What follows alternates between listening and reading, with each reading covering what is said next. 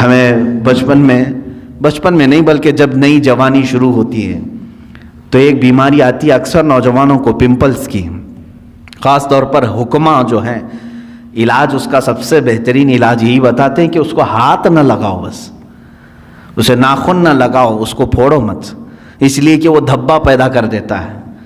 تمہیں بے قراری ہو رہی ہے اور جب تک اس کو نہ نکالوں، حالانکہ وہ بہت خراب تو نہیں لگتا لیکن تمہیں خراب لگنے لگتا ہے، یہ سائیکالوجی ہے، اس کو پھوڑ دیتا ہے، کھینچ کے نکال دیتا ہے۔ کچھ لوگوں کو تو میں نے دیکھا بلیڈ سے کاٹتے ہوئے، زخم تو کر لیا لیکن وہ ہمیشہ کے لیے اس پہ داغ رہ گیا۔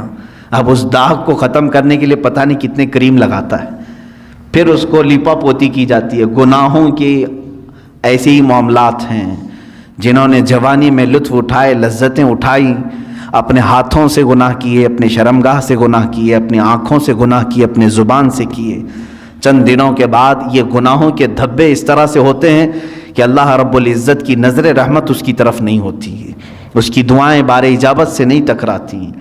یہ تمام معاملات اس کے اپنے کیے ہوئے ہوتے ہیں، اسی لیے قرآن کہتا ہے ما اصابکم من مصیبت فبما کسبت ایدیکم، جو کچھ بھی مصیبتیں تم پر آتی ہیں یہ تمہارے اپنے ہاتھوں کی کمائی ہے، تم نے اپنے ہاتھوں سے کیا ہے۔ عزیزان گرامی وقار، اب قلب کے سکون کے لیے تھوڑا سٹرگل تو کرنا ہوگا، تھوڑا سٹرگل کرنا ہوگا۔ اولیاء کاملین نے جو مقامات حاصل کیے، آپ کرامات تو ان کے سنتے بھی ہیں، بیان بھی کرتے ہیں، کیا پہنچے ہوئے ولی تھے، لیکن کبھی سوچا آپ نے وہ پہنچے کس طرح سے تھے؟ ان کی ٹھوکروں میں مردوں کا زندہ کرنا اللہ نے رکھ دیا، ان کو طاقت و قوت اتنی عطا کی کہ اللہ رب العزت نے ان کے لیے پوری کائنات کشادہ کر دی کہ میرے بندے تو جہاں چاہے جس طرح چاہے زندگی گزار، جو تجھے چاہے وہ حاصل کر لے۔ یہ کب ہوتا ہے ان کا مقام؟ میرے عزیزوں، وہ یوں ہی نہیں حاصل کرتے، اپنے آپ کو اللہ کی بارگاہ میں فنا کر دیتے ہیں۔ اسی لیے شاعر نے کہا ہے مٹا دو اپنی ہستی کو اگر کچھ مرتبہ چاہو، مٹا دو اپنی ہستی کو اگر کچھ مرتبہ چاہو، کہ دانا خاک میں مل کر گلے گلزار بنتا ہے۔ بیج کو کیچڑ میں بونا پڑتا ہے تب جا کر کے پھول اگتے ہیں۔ تم اگر یہ سوچتے ہو کہ میں سارے مرغن غذائیں کھاؤں، بہترین چکن مٹن اور سارے گھی مرغن سب چیزیں کھا کر کے میرے دل کو ذکر کی لذتیں ملیں، مشکل ہے، ایسا مشکل ہے۔ یہ راستہ تھوڑا سا کٹھن ہے، میں تصوف کے راستے پر آپ کو کہہ رہا ہوں، کچھ چیزوں کو روکنا ہوگا، صبر کے راستے پر آنا پڑے گا۔ سرکار غوث پاک رضی اللہ تعالیٰ عنہ کی بارگاہ میں ایک بوڑھی خاتون آئی، اپنے بیٹے کو چھوڑ گئی، کہا اس کو اچھا بنائیے، آپ اس کو اچھا بنائیے، اس پر اتنی نظر کیجئے کہ یہ آپ جیسا بن جائے۔ کہا ٹھیک ہے، اس کو چھوڑ جاؤ۔ خانقاہ میں رہنے لگا۔ چند دنوں کے بعد وہ خاتون آئی، دیکھا سرکار غوث پاک رضی اللہ تعالیٰ عنہ گوشت اور روٹی کھا رہے تھے، اور اس بچے کو سوکھی ہوئی روٹی دے کر کونے میں بٹھائے تھے، وہ پانی میں بھگو کر نرم کر کے کھا رہا تھا، اس کے گلے میں چبھ رہی تھی روٹیاں۔ ماں تھی، دیکھ کر کے گھبرائی اور کہا شیخ عبد القادر جیلانی رضی اللہ تعالیٰ عنہ سے، آپ تو بڑا اس کے ساتھ بے انصافی کا معاملہ کر رہے ہیں، نا انصافی کا معاملہ کر رہے ہیں، خود تو آپ گوشت اور روٹی کھا رہے ہیں اور میرے بچے کو سوکھی روٹی جو حلق سے اتر نہیں رہی۔ آپ نے پورا دسترخوان سے جو کچھ بھی تھا کھانے کے بعد اس خاتون کو جواب زبان سے نہیں دیا، وہ جو ہڈیاں جمع تھی سب کو جمع کیا اور اس پر ہاتھ رکھ کر کے کہا قم باذن اللہ، اللہ کے حکم سے اٹھ جا۔ تو وہ جو مرغی ذبح تھی وہ پھر سے زندہ ہوئی۔ بعض اولیاء کاملین کو یہ تصرف دیا گیا ہے، وہ مرغ زندہ ہوا۔ آپ نے اس خاتون سے کہا کہ اے خاتون، جب تیرا بیٹا بھی اس لائق بن جائے تو اسے بھی میں ایسے ہی کھلاؤں گا۔ اس کی تربیت کا زمانہ ہے، اسے آج صبر سکھایا جا رہا ہے۔ میرے عزیزو، آج یہ میرے لیے بھی نصیحت ہے، آپ کے لیے بھی نصیحت ہے۔ ہم اچھے کھانے کھاتے ہیں، لیکن ہفتے میں ایک مرتبہ اپنی زندگی میں ایسا دن بھی رکھو کہ یا تو وہ دن روزے سے ہو جائیں، یا تو پھر اس دن فاقہ اس طرح سے کریں کہ جس کو نفس نہ پسند کرتا وہ چیز ہم کھائیں۔ سوکھے چوڑے ہمارے ہاں ملتے ہیں، ظاہر سی بات ہے اس کو چبانے میں دقت ہوتی ہے، اس نفس کو مارنا ہو تو ایک دن ایسا رکھو کہ اسی کو کھا لیں ہم. روٹیاں سکھا کر کے رات کو اولیاء کاملین رکھتے تھے صرف اپنے نفس کو مارنے کے لیے. جب تک آپ یہ جنگ نہیں کریں گے ذکر کی لذت آپ کو نہیں ملے گی. ہاں آپ اللہ اللہ اللہ اللہ کریں گے, سر ہلے گا, دل کچھ بھی نہیں ہلے گا. دل کو ہلانے کے لیے پریکٹیکلی طور پر آپ کو کچھ چیزوں سے گزرنا پڑے گا. سب سے پہلی چیز ہے اس میں اپنے غذاؤں پر کنٹرول, اپنے غذاؤں پر کنٹرول. یہ غذاؤں کی لت جو ہے ہمیں آج حرام کاریوں کی طرف لے جا رہی ہے. زبان کے چٹخارے جو ہیں بہت خطرناک ہیں. اسی لیے دنیا میں دو ہی شہوت ہے, سب سے بڑی شہوت, ایک شرمگاہ کی شہوت اور ایک زبان کی شہوت. ان دو کو اگر کسی نے شکست دے دیا تو وہ ولی بن جائے گا, ولی بن جائے گا. زبان کی شہوت یہ ہمیشہ اس کو جو لذت مل گئی وہی کھانا چاہتی ہے. جس کو گوشت کھانے کی لذت میں, گوشت حرام نہیں ہے, حلال ہے, لیکن کوئی اگر اس کا ایڈکٹ ہو گیا کہ بغیر اس کے تو مجھے چلتا ہی نہیں, تو گویا کہ تم گوشت کے غلام ہو, اپنے اوپر کسی چیز کو تم نے لازم کر لیا ہے. کچھ چیزیں ایسی ہیں میرے عزیزوں کہ یہ زبان تم سے وہ سب کراتی ہیں. اگر ایڈکٹ ہو گئے تھے بغیر گوشت کے کھا نہیں سکتے تھے, اتفاق سے ایسا وقت آ گیا زندگی میں کہ پیسہ بھی نہیں ہے, کچھ بھی نہیں ہے, گوشت گھر میں نہیں آیا, کیا کریں گے؟ زبان دوسری چیز تو نگلتی نہیں, چوری کریں گے.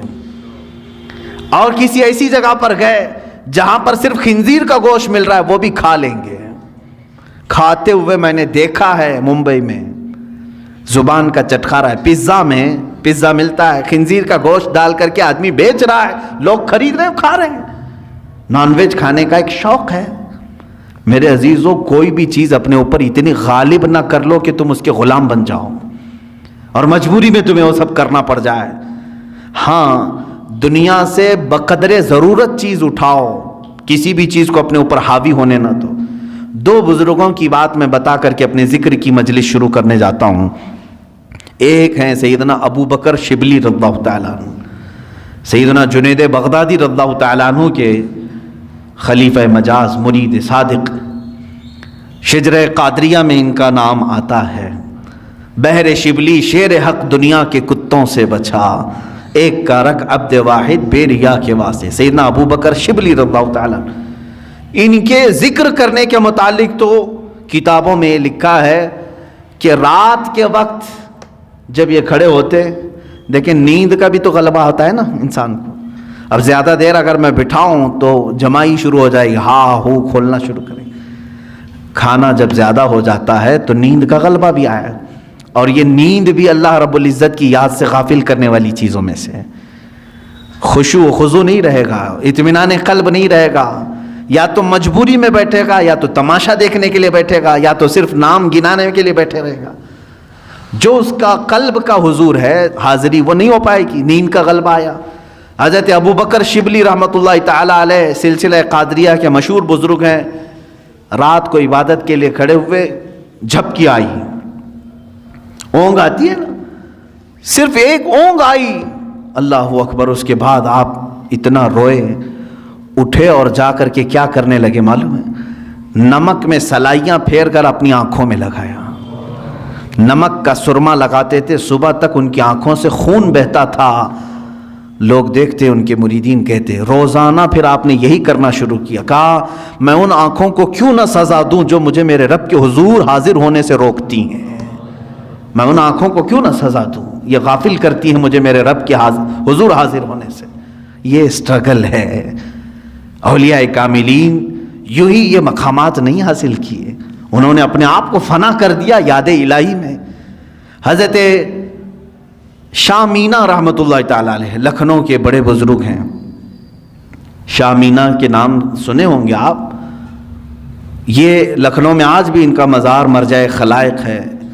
ان کی سیرت میں نے پڑھا, رات کو یہ عبادت کے لیے کھڑے ہوتے اگر ذکر کے لیے تو یوں نہیں, نرم قالین ہے, اے سی لگی ہوئی ہے, پنکھے چل رہے ہیں, ماربل کی دیواریں ہیں, ہم آرام سے بیٹھ کر کے اللہ کا ذکر کریں, آرام سے بیٹھ کر کے ہم تقریریں سنیں. نہیں, حضرت شاہ مینا رحمۃ اللہ تعالیٰ علیہ دیوار پر دیوار اتنی اونچی دیوار ہوتی کہ تقریباً 10 فٹ کی دیوار، 10 فٹ کے اوپر دیوار پر کھڑے ہو جاتے تھے، اتنی جگہ ہوتی کہ ان کے 2 قدم رکھے جا سکتے تھے اس دیوار پر، باقی کچھ بھی نہیں، نہ پکڑنے کے لیے کوئی چیز ہوتی، کچھ بھی نہیں، اسی حالت میں کھڑے ہوتے۔ لوگ کہتے زمین پر پڑھیں، کہتے ہیں کہیں مجھے زمین پر پڑھتے پڑھتے سستی آ گئی، کاہلی آ گئی تو میں ڈرتا ہوں کہ میرے رب کی توہین نہ ہو جائے، میں دیوار پر اس لیے کھڑا ہوتا ہوں کہ اگر میرے جسم کو سستی آ بھی گئی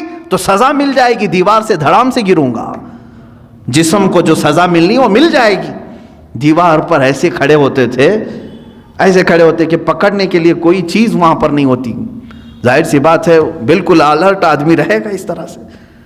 عزیزان اکرام وقار، ان اولیاء کاملین کی عبادتوں کو ہم نہیں پہنچ سکتے، لیکن یہ واقعات ہم اس لیے سناتے ہیں کہ اس کا ایک عشر عشیر، ایک ذرہ تو ہماری زندگی میں آ سکے۔ ہم اگر غوثیت کے مقام کو نہیں حاصل کر سکتے تو ان کی عبادات، ان کی ریاضات کا کچھ حصہ تو حاصل کر سکیں، کچھ چیزیں ہماری زندگی میں تو آ جائیں۔